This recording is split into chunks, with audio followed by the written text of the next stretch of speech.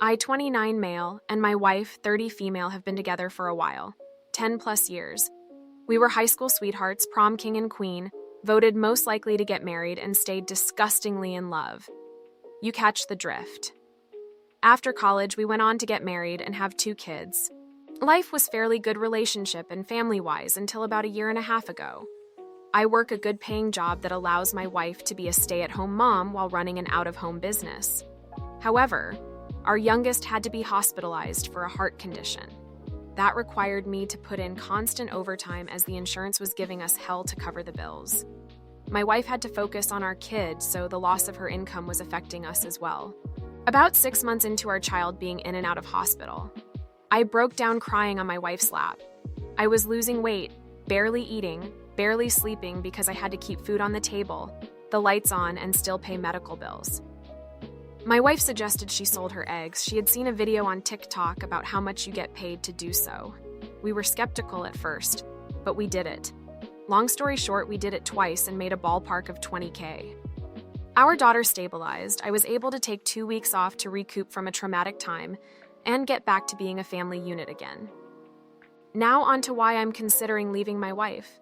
3 months ago, she told me that she was pregnant. I was ecstatic. Then the bomb dropped. It wasn't mine. She went through the process of being impregnated by her best friend's husband's sperm. She thought I would be fine with it, as in her words. I was fine with her selling her eggs before. Why is this different? Because this time she's selling her womb, and I had no say in it. There was zero discussion, zero indication that this was going to happen. We had been distant the months before, little to no sex, but I'm not one to pressure my wife if I know she's not in the mood. These past 3 months have been draining. I've been sleeping in the guest bedroom, and we've literally been co-parenting. The kids are confused, and I don't know what to tell them. She keeps saying it isn't a big deal because in a couple months the baby will be with its parents and we can move on.